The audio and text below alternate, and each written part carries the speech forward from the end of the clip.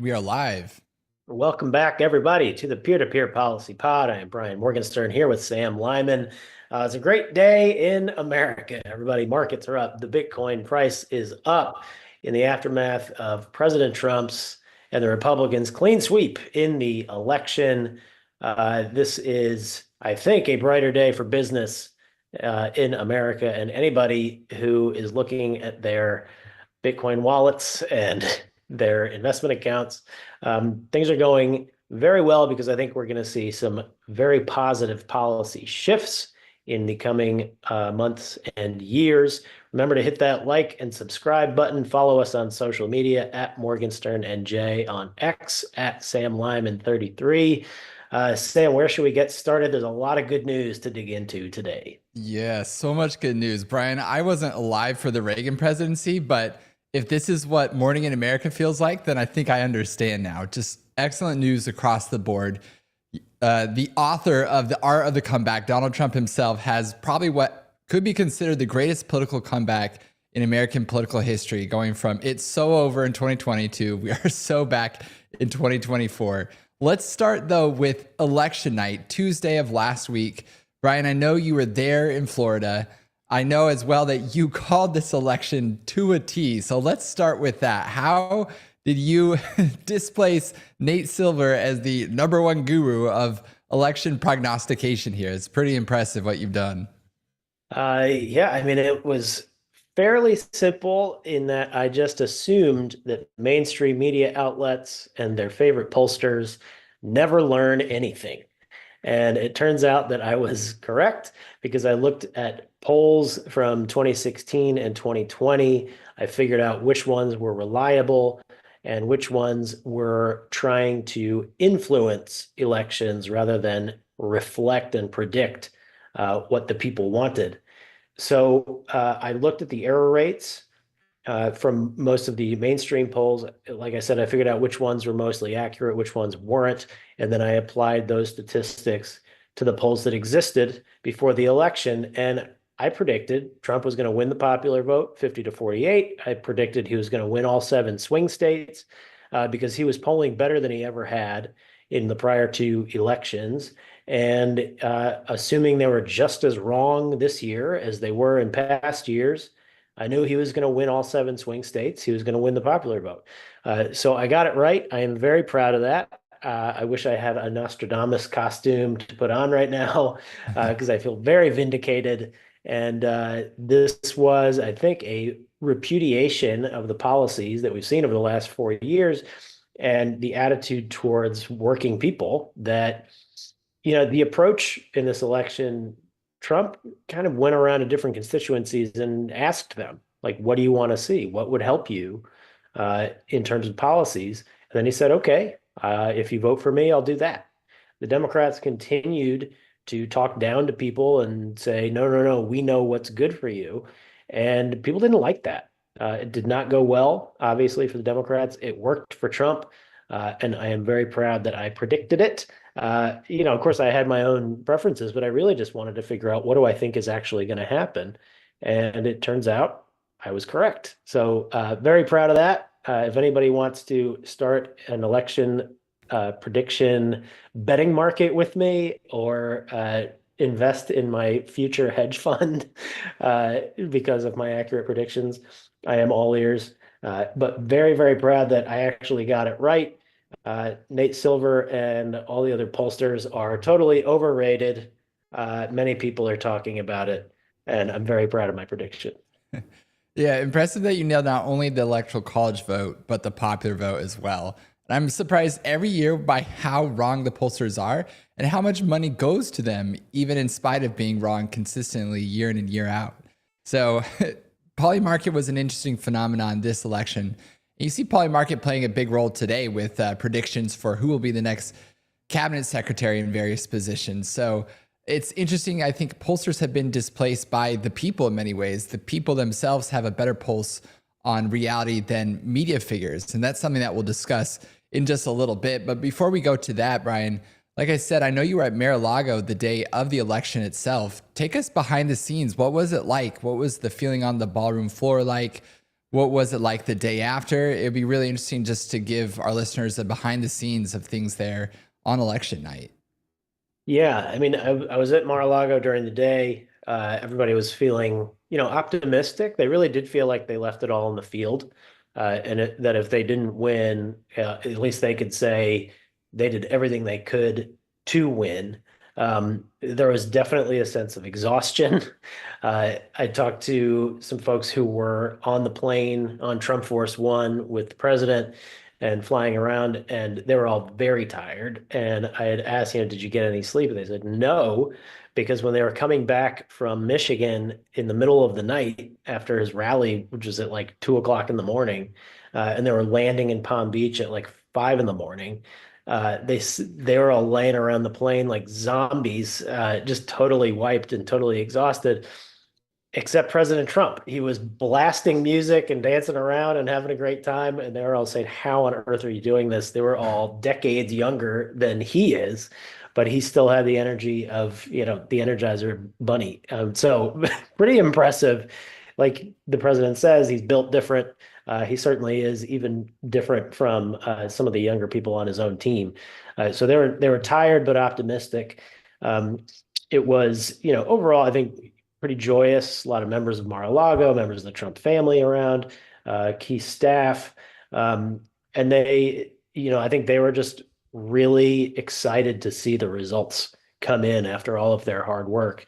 Then I went over to the convention center where the results were coming in. They had giant TV screens, and it was a lot of the Trump world figures were there. I got to meet Sage Steele. Danica Patrick was there. I saw Majority Whip Tom Emmer. He was celebrating. He's very happy. Some of our colleagues in the Bitcoin industry that had supported President Trump were there. And I think what we're looking at now is footage of that. That would have been probably around 1:30 a.m. or 2 a.m.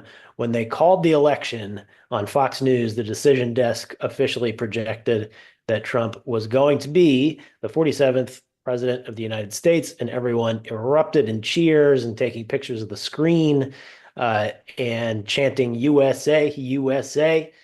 It was very joyous. Everybody was pretty tired because we had been on our feet on that concrete floor for, I don't know, 6 hours or something. So we were tired, but we were still very excited. And it was really a joyous occasion, really happy atmosphere, jam-packed, as you can see. We were crammed in there like sardines, but we were all just thrilled to be able to be there and celebrate the results that we wanted to see. So it was a lot of fun. And then the next morning, it was a little bit more exhaustion, but still celebrating and talking about what's next, and we're starting to see that with cabinet appointments rolling out, and we're getting a little bit better of idea of what to expect over the next 4 years. But really, really cool to be there on election night. It was a lot of fun. I was in the White House in 2020 on election night where things were not looking so good.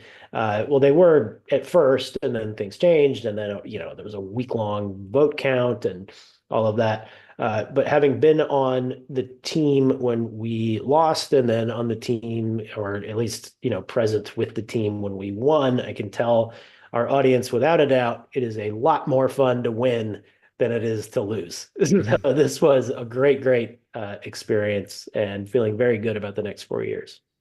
Yeah. Well, Brian, it's interesting because the Jubilee on the ballroom floor and just the excitement and optimism that we felt in the last week really contrasts sharply with feelings on the other side of the aisle among Democrats, right? It's a funeral over there, or could be. And in many ways it is, because this election seems to signify more than a simple electoral defeat. It seems to signify the death of wokeness, or the death of a fringe faction within the Democratic Party that has had a chokehold, not just on the party, but really on the country for the last decade, I'd say. So there's a lot of, I shouldn't say a lot, but there's some introspection in the Democratic Party right now about what went wrong. And some of the more bold members of that party have the courage to conduct an autopsy to figure out, where did we go wrong here? One of those people is Chris Murphy. He actually had a tweet thread recently where he talks about in very honest terms, what happened on election day. And he says this was a cataclysm. It was an electoral wipeout. And he gives some thoughts about where the Democratic Party might shift course. He says, interestingly, the left has never fully grappled with the wreckage of 50 years of neoliberalism. So there's some recognition on the left right now that it has become the party, not of the people, but of the moneyed elite, of corporations, of businesses. And it's essentially sold out the working man. And Donald Trump came along and he realized that the working man needed representation in Washington. And so he completely remade the Republican Party to cater to the needs of the working class, and not just the working class, but all Americans as well. So Donald Trump has assembled this really powerful coalition that has taken him back to the White House starting in January. Meanwhile, Democrats have essentially been playing in their old Obama era playbook for the last 10 years. Really interesting evidence that shows that Democrats are playing 10 years behind Republicans right now can be seen in the kind of media that Democrats consistently consume. Can you bring up that tweet, Dylan? So this shows that Democrats, they are much more prone to read newspapers. They're much more prone to watch network TV, whereas Republicans are much more likely to use new media, be it podcasts, YouTube, or social media itself. And I think Democrats, they've long prided themselves on being the party that comes around first to tech, that is ahead of the curve, but that's clearly not the case in the media landscape. And I believe that Republicans, they won this election in large part because they played in the new media landscape with figures like Joe Rogan or Theo Von, Lex Friedman. They won the podcast election without a doubt. So Brian, I'm curious your take on the Democratic autopsy. You know, the media is one aspect of it, but then there's just policy issues on the Democratic side as well. Why do you think the Dems lost this election? And do you think they have the self-awareness to correct course at this point? Well, I was interested to see Senator Murphy's tweet thread because if anybody needs to look in the mirror, it's him. I mean, he was one of these people saying that anybody who believes in the Second Amendment and the right to protect your family and have firearms in the home, he was somebody saying that, you know, Republicans who support those positions were terrorist sympathizers and that they wanted to sell guns to terrorists. And, you know, he's been a chief antagonist of Trump. Meanwhile, Trump, you know, during this campaign worked at McDonald's and got in a garbage truck and, you know, made every effort to show that he is sympathetic and empathetic to the plight of the working man, where Murphy represents Connecticut, the epicenter of this neoliberalism, as he calls it, and has really been one of the worst offenders. So to see him do kind of an about face, I mean, you know, welcome to the party, pal. Better late than never, I guess. And my hope is that, you know, nobody is as pious as the converted. So hopefully he's genuine in his sentiments. You know, James Carville had some very frank remarks as well, that what the Democratic Party's been doing is not worth it, not worth a bleep, and is saying that, you know, you need to get out of Washington, you need to go spend time with the people, work on campaigns, talk to folks on the ground. I think that's right. In terms of the media landscape, you know, we may get into this a little bit, but the Democrats have had a monopoly on the media industrial complex for decades.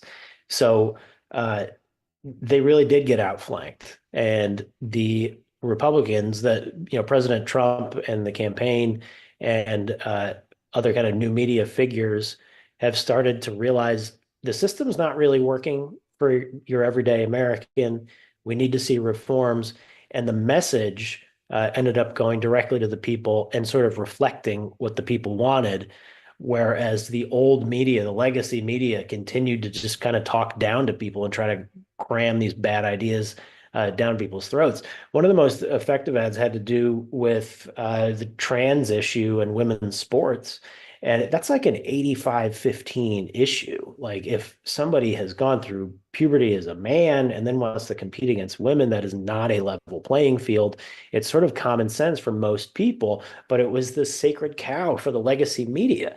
So that's just one example. But the point I'm illustrating is that when you go directly to the people through podcasts or social media or some of these other new outlets, and you can actually get people's opinions and reflect them. It's a much more small d democratic way of approaching elections. And you're right, the Republicans really are ahead of the curve. Now, there's still big tech involved here. Google is still, I think, a left-wing company. They still have a huge amount of power in moderation and censorship. But there's new outlets. The one that we're on right now, Rumble, is committed to free speech. I think it's going to grow in the coming years because people are shedding these old filters and realize that they don't really need them and they don't really trust them. You showed that graphic about newspapers. Well, one thing that I don't think the Democrats have quite grasped yet, maybe they're beginning to, is that there's a reason that a lot of the electorate is getting away from these outlets. It's not just because they're garbage people or uneducated or anything like that. It's that they don't trust them because they've been misled so much. I mean, some of the big billionaires that ended up supporting Trump, some of the tech executives who recognized that the country needed to make a shift in policy, they realized that there really was a disconnect. I think may have been Bill Ackman, maybe it was Vivek, maybe they both reflected on this. I forget who it was, but some of the big influencers here, or maybe it was Chamath on the All In podcast, mentioned like the very fine people hoax, where the media said that, with the Charlottesville incident, that Trump was saying the neo-Nazis and white supremacists were very fine people. That's not what he said. If you continued to play that clip, you saw that he said, and I'm not talking about those people, they should be condemned. So he literally said the opposite of what the news media was reporting. And there are still people in the media industrial complex who haven't seen that whole clip or who are consuming that media.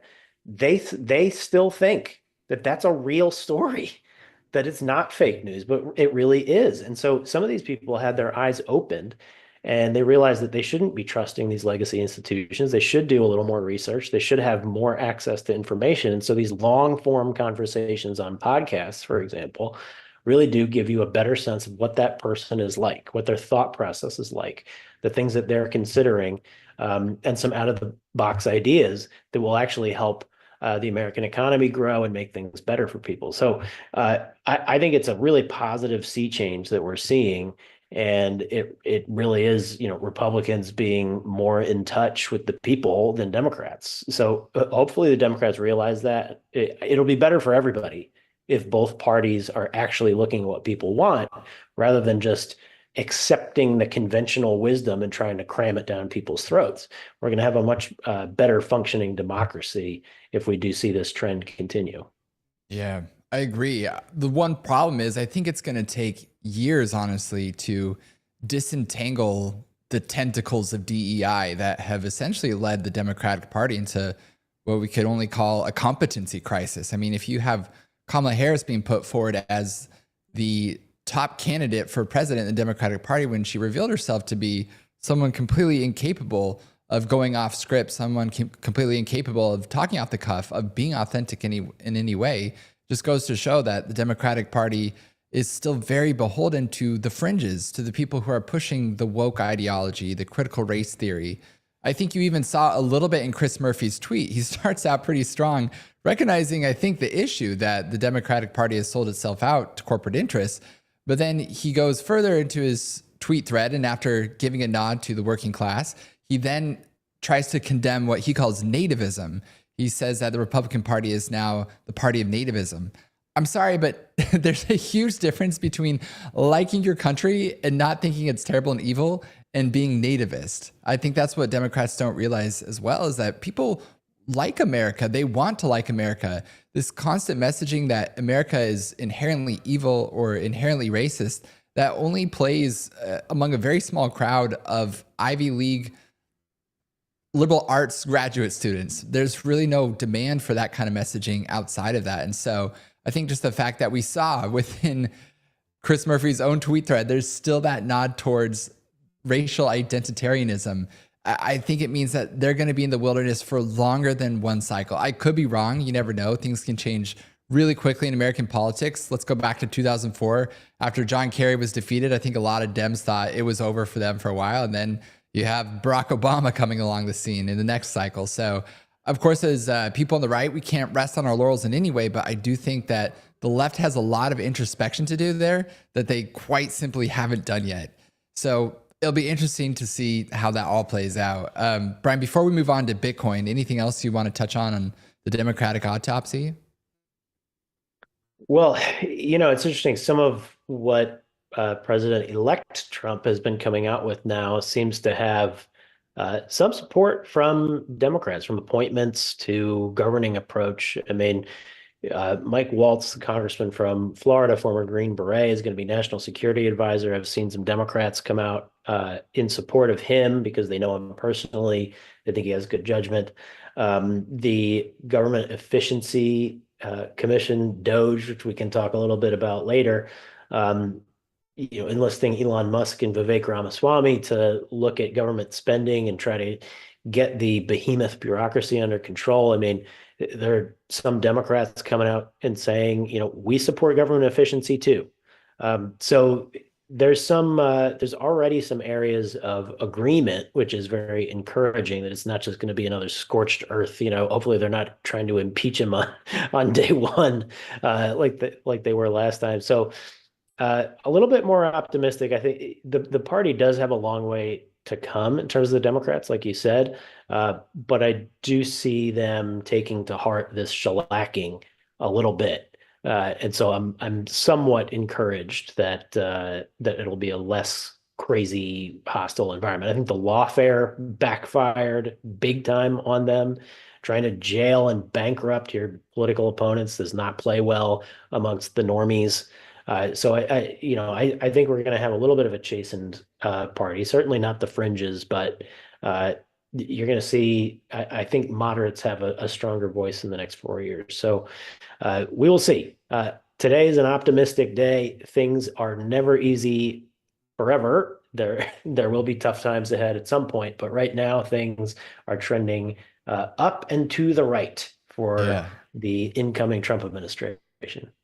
Speaking of up and to the right, let's talk about the up and to the right price action we've seen with Bitcoin recently. So Bitcoin started to track Donald Trump's electoral odds starting probably back in the summer. So for those who may not know, Donald Trump bear hugged Bitcoin earlier this year.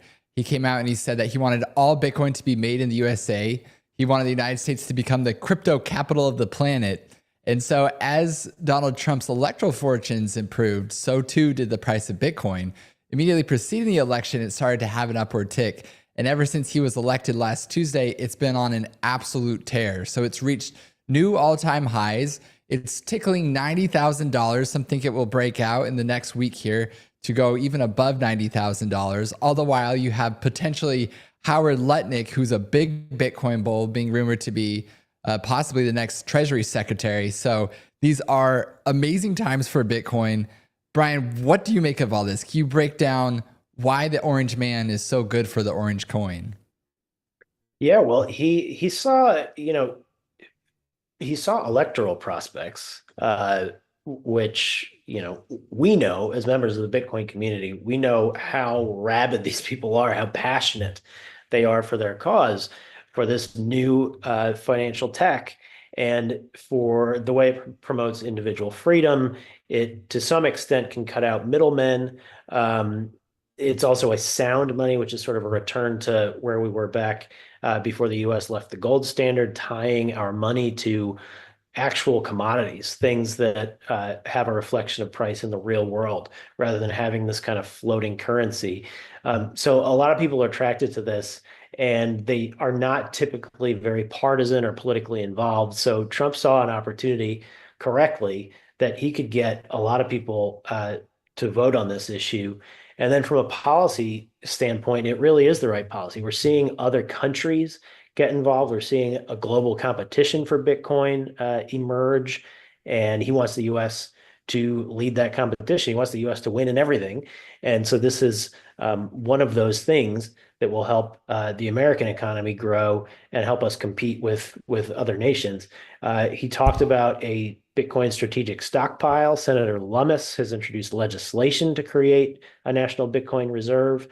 Um, I think we're going to see a much more friendly energy department in trying to create more generation in the US, make sure we have the power we need for the economy of the future, for AI data centers, Bitcoin mining, everything else that's going to require electricity. Remember, he had that very funny line from his speech at the Bitcoin conference. We're going to make sure we have plenty of electricity. So much electricity, you'll be saying, please, sir, no more electricity, sir. We already have enough. That really is the mindset the country needs in order to meet the goals that we have for the future. So, the SEC chair, of course, in that speech, he also promised to remove Gary Gensler, and he got thunderous applause for that line.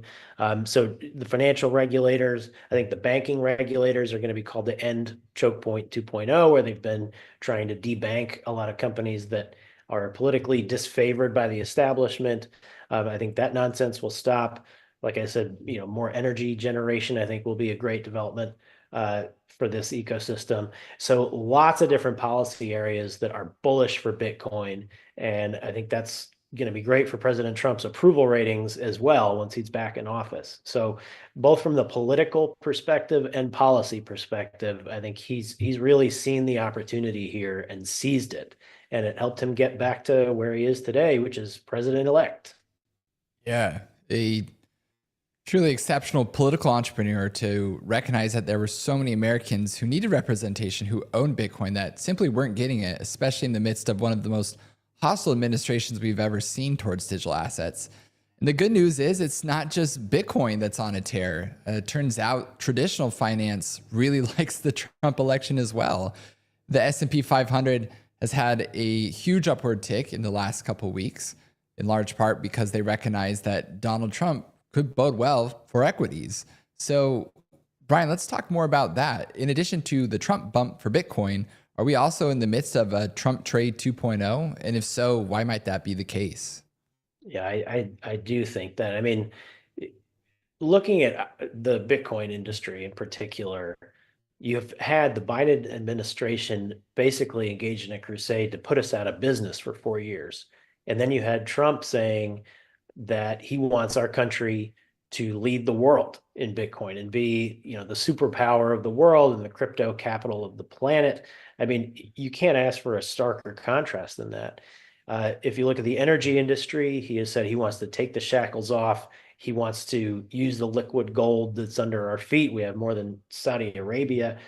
He wants us to be the energy leader of the planet. That's a huge industry that I think will do well. And when we have more power, more abundant, affordable power, that means inflation is going to come down. It means goods are going to cost less. We're going to be able to produce more. We're going to have more productivity in America. The manufacturing sector, the Biden administration gave a lot of lip service to bringing manufacturing back to the US, but Trump has put the money where his mouth is and said, look, if countries have unfair trading arrangements, they have trade barriers, tariffs and other things, we're going to do reciprocal trade. And what people often think of is, oh, well, that's going to cause prices to go up. But if you finish the thought and say he's going to have reciprocal trade barriers, it means those countries are going to be forced to the negotiating table so that both countries can hopefully end up lowering barriers and opening more markets for American companies. That's going to spur more job creation, more economic growth here in the US. And I think people understand that. Additionally, the way, some of your, I'm going to use big air quotes around experts who say, oh, his policies are inflationary. Well, not if you're cutting government spending, you're reducing the cost of energy, you're making it more abundant. Those things are deflationary. And then in terms of tariffs, if it's products that are being made overseas because of barriers to making them here in the US, well, then the consumer is going to have a choice. They can either pay less for things that are made domestically or pay more for things that are made overseas, or we're going to see the barriers come down together, sort of in concert. And then everything is going to be more affordable, and you're going to be able to make more things here in the US. So I think the market is reacting correctly, notwithstanding some of the very hostile reports in the media and very hostile quote unquote experts who are really pushing more of an agenda than they are actual facts. So I think the marketplace of ideas is translating into the marketplace for equities. And I think that's why you're seeing this very positive reaction to the Trump election.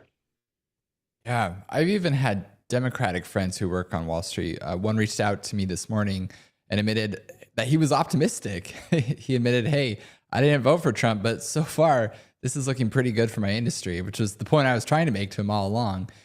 But I think there's a lot to look forward to, whether it's with equities, with Bitcoin, with the strength of our military. Really, all sectors of our economy, I believe, will benefit from the Trump presidency.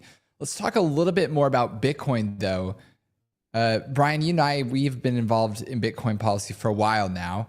If you had a magic wand, or if you had, let's just say, the president's ear for those first 100 days of a Trump presidency, what sort of policies would you recommend that he put in place to fulfill his promise of making America a Bitcoin superpower? Well, one, I think the US will benefit from a Bitcoin strategic reserve, a strategic stockpile, as Trump has called it. So if he directs the government not to sell its Bitcoin, to hold it, to make sure that our debt pressure is somewhat relieved by this burgeoning market, I think that's a great sign and would be a great signal for Bitcoin. The energy piece, taking the energy department off of our backs and making it a facilitator of deals so that we can get more energy production. There's an Office of Critical and Emerging Tech at the Energy Department. I think it was created under the Biden administration. I think kind of redirecting that to be connecting energy companies with Bitcoin miners and other data center companies so that you have consumers of energy and creators of energy cooperating better, and having a deregulatory atmosphere so that you can really just put the pedal to the metal and create the energy that we need. That's going to be hugely beneficial. The SEC and CFTC, they've had regulation by enforcement that's been less consequential for Bitcoin miners, but certainly has had an effect on the industry writ large, exchanges and other ways that Bitcoin is traded. I think if you have, we've seen Mark Ueda, who's a commissioner on the SEC, saying we need a working group to just completely retool the way we approach this and foster innovation while still maintaining appropriate guardrails for consumer protection, rather than taking the regulation by enforcement first approach. I think that's going to be a hugely beneficial sea change. So there's a number of these different policy areas. You've had White House offices, the Office of Science and Technology, the National Economic Council, National Security Council, taking very hostile positions towards Bitcoin. I think coming in with more of an open mind is going to be very important. On the tax piece, look, the SEC and CFTC even recognize Bitcoin as a commodity, but the IRS hasn't gotten the memo. They're still taxing it when it's mined. They're taxing it again when it's sold. I think treating it like gold or oil or corn or any other commodity where it's just taxed when sold, it's going to be administratively easier to manage. It's going to be legally correct. It's going to help the industry to grow and thrive better, because they're not going to have to worry about selling their Bitcoin just to pay taxes, which of course can depress the value. I think you're going to see really an explosion of value in this industry with all of these different policy changes on taxes, on energy, on financial regulation, on fostering American innovation and growing the economy here. It's all going to be really positive. And he's expressed, openness to that. His speech at the Bitcoin conference was fantastic. He really talked about a lot of these things. So I'm hopeful that he's heard this message. He's going to have people in his ear reiterating it, and kind of trying to hold them accountable that they keep their promises, because it's going to be really good for the country and really good for these industries. Yeah. And among the most consequential policies, I believe, could be the strategic Bitcoin reserve. It's interesting, Brian, over the summer, this was really kind of a fringe idea. You and I were aware of it because there was lots of talk about a strategic Bitcoin reserve on Bitcoin Twitter. And then I wrote an article back in July, essentially making the case for the Bitcoin Strategic Reserve in Forbes. So it was the first time in legacy media that this idea kind of permeated the mainstream, so to speak. And ever since then, there's been a lot of momentum behind the idea. It's so much so that we have people talking about a strategic Bitcoin reserve on cable network news now. Can you play that clip, Dylan? Mentioned to one of our earlier guests that BlackRock's Bitcoin ETF, it now has more assets under management than their gold ETF. Of course, we know gold is a safe haven. I know a lot of your investors, they hold gold as well. What's their sentiment when it comes to Bitcoin? And are they doing it directly or through ETF? We're very high on Bitcoin, and we've been talking about Bitcoin for the past few years. We recommend doing it directly because you don't pay taxes if you're doing it directly, so that's a big difference. But we think that Bitcoin could become the next strategic reserve asset. So the country now holds 232,000 Bitcoin. We think that Trump could bump that up to over 1 million. So there you go. We have wealth advisors now encouraging people to buy Bitcoin because they recognize it could very soon become a strategic reserve asset. It's something that, as you mentioned, Brian, Donald Trump promised to do. He promised to make a national Bitcoin stockpile at the Bitcoin Nashville conference. And in addition to that, we have Senator Lummis, the crypto queen of Congress. She recently came out, introduced a bill shortly after Donald Trump put forward his idea. And she emphasized again, just after the election, in all caps, we are going to build a strategic Bitcoin reserve. So big news there. We also have Democratic support for the idea coming out in Representative Ro Khanna, who's been very forward thinking on this issue. If you could bring up that tweet, Dylan. We have Representative Khanna was actually the first Democratic office holder to endorse this idea. And so great news there.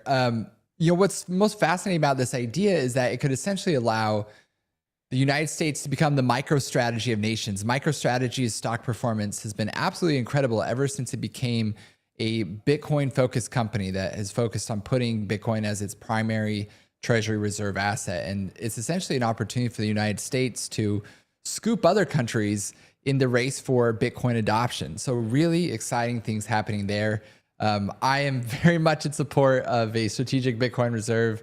Brian, I think all of us in the Bitcoin community are, but we're also in support of other prongs of the Trump agenda. One of those is making government a lot more efficient. And I know that was something that you wanted to talk about to close us out today. Yeah, for the grab bag segment, I think this DOGE, the Department of Government Efficiency, is very interesting. Dylan, if you could pull up Elon Musk's tweet about that. I think it's particularly interesting that they want to have a leaderboard for the most insanely dumb spending of your tax dollars, which will be both extremely tragic and extremely entertaining. I think this is fantastic because, I was close with the late Senator Tom Coburn, Dr. Coburn from Oklahoma, who used to put out a waste book every year of how much of your tax dollars are just getting lit on fire with very bad ideas. I mean, there are studies on trans animals. There's studies on, methane emissions from cows. There's a number of government agencies that are duplicative that we could phase out. There are expired programs that are still, for some reason, getting funded. I think a sort of a zero-based budgeting approach, going back to first principles, looking at what do we actually need the government to do versus what it's currently being funded to do, and really just kind of trimming that fat and leaving a lot on the cutting room floor is going to be fantastic for inflation. It's going to bring down inflation. It's going to make, hopefully, our tax bills go down over time. And it's going to help the government refocus on helping the American people, on protecting the American people, and on doing it in a more cost-effective way. So there have been commissions like this in the past. There's the Simpson-Bowles Commission, which is bipartisan, and they made various recommendations, but nothing really came of it. The benefit here is that you have the biggest megaphone in the world, which is the #1 news source on the planet in X, run by probably the greatest entrepreneur of our time, who's going to be able to generate popular support. His America PAC has, I think, millions of signatures of grassroots people, just regular everyday Americans who will be able to call their members of Congress and say, yes, I like what they're doing, or no, I think you should keep that program, or, giving their input. So you're going to have a much more iterative process, much more transparent process with a lot more popular support. And so I think this time is different in a very good, very impactful way. So I can't wait to see the leaderboard. It is going to be both tragic and entertaining, but I think this will actually lead to positive change. And I think we're going to have better government, more transparent, more accountable, more cost-effective government, and that's going to be just a huge positive for the American people.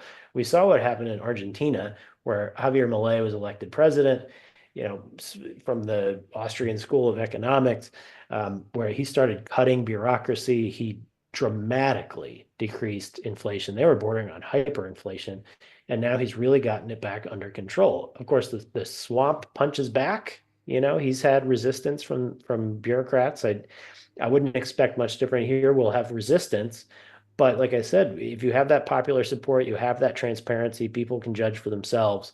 I think our government's going to start to be more accountable to the people and less accountable to the Washington insiders. So I am very hopeful that the Doge actually ends up righting this ship and getting us to a better place fiscally. Of course, for the price of Bitcoin, people look at alternative assets like gold and Bitcoin to hedge against inflation. This may bring inflation down.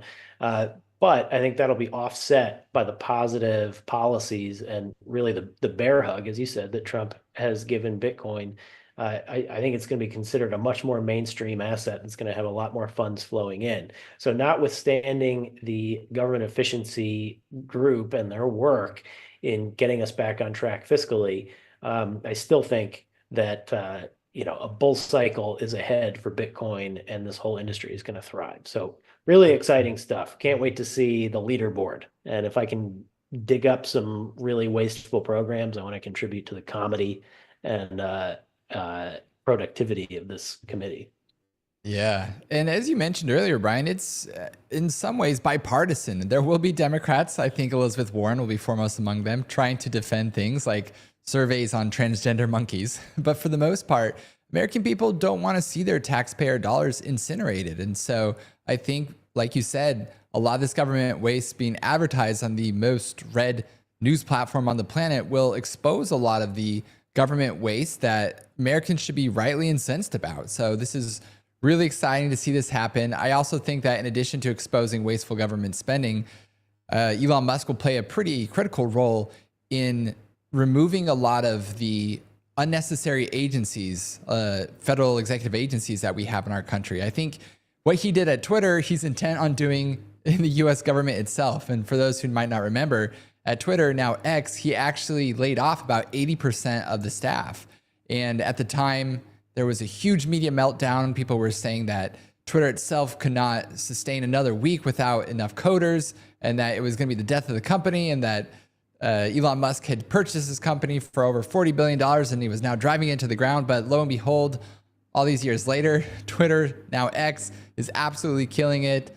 I think you and I both get most of our news through Twitter, and it's arguably better than it's ever been before. I think we're likely to see the same thing as Donald Trump and Elon Musk and Vivek Ramaswamy try to cut government agencies. You're going to see a massive media flip out that's going to be stoked by people in Washington, the swamp, so to speak, as well as corporate advertisers and mainstream media who funnel a lot of their influence through these federal agencies. But in the end, I think it will be right for the country. It'll be better for our bottom lines because Americans ideally won't have to pay as much in taxes. It'll reduce inflation. So bring on the Doge. That's what I say. Exactly. And there's this, you're already seeing some hand wringing going on right now where people are saying, oh, but the selfless civil servants, the careers who really keep the government running, you can't just get rid of them.